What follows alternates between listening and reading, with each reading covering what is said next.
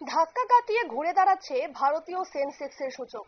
সকালে নিম্নমুখী থাকলেও বেলা বাড়তেই বৃদ্ধি। আশায় দালাল স্ট্রিটের বিনিয়োগকারীরা। এ ব্যাপারে বিস্তারিত জানবো। টেলিফোন লাইনে রয়েছে প্রতিনিধি শেখ মনিরুল। মনিরুল, কি জানতে পারছো? এই যে ধাক্কা কাটিয়ে ঘুরে দাঁড়াচ্ছে এবারে ভারতীয় সেন্সেক্সের সূচক, কি বলবে? দেখো, বর্তমানে 411.85 অর্থাৎ 51% হারে কিন্তু ভারতীয় যে সেন্সেক্স, সেই সেন্সেক্স বাড়ছে। এই মুহূর্তে যদি সেন্সেক্সের সূচক তোমায় বলি, 80,569.73।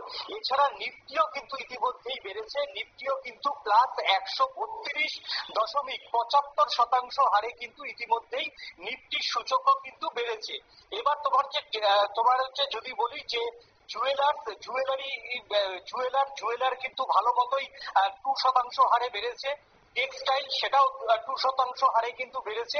আমরা জানি যে এই মুহূর্তে নয়া দিল্লিতে জিএসটি কাউন্সিলের কিন্তু বৈঠক রয়েছে।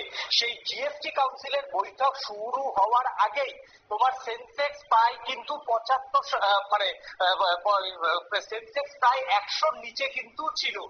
ঠিক যেই নাকি তোমার দিল্লিতে জিএসটি কাউন্সিলের বৈঠক শুরু হয়ে যায়, তখন থেকেই কিন্তু সেন্সেক্সের সূচক আস্তে আস্তে বৃদ্ধি করতে থাকে। একটা সময় গিয়ে কিন্তু সেন্সেক্স প্রায় 300 পর্যন্ত পারে, কিন্তু এই মুহূর্তে সেন্সেক্সের সূচক কিন্তু যথেষ্টই ঊর্ধ্বমুখী।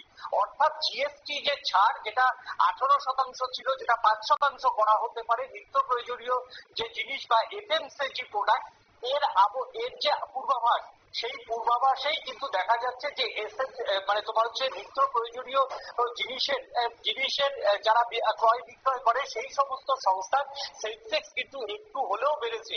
তবে আজকের সেন্সেক্স কিন্তু বাড়াতে যথেষ্ট কিন্তু আশাবাদী পুজোর আগে দালাল স্ট্রিটের ব্যবসায়ীরা। ধন্যবাদ মনিরুল। আপনারা শুনলেন, অর্থাৎ পুজোর আগেই কিন্তু নয়াদিল্লিতে জিএসটি কাউন্সিলের বৈঠক হওয়ার কথা, এবং সেই বৈঠক শুরু হওয়ার আগেই সেন্সেক্সের সূচক কিন্তু যথেষ্টই ঊর্ধ্বমুখী, এবং পুজোর আগেই সেই আশায় রয়েছেন দালাল স্ট্রিটের বিনিয়োগকারীরা। নিয়ে নিচ্ছে ছোট্ট একটি বিজ্ঞাপন বিরতি, সঙ্গে থাকুন।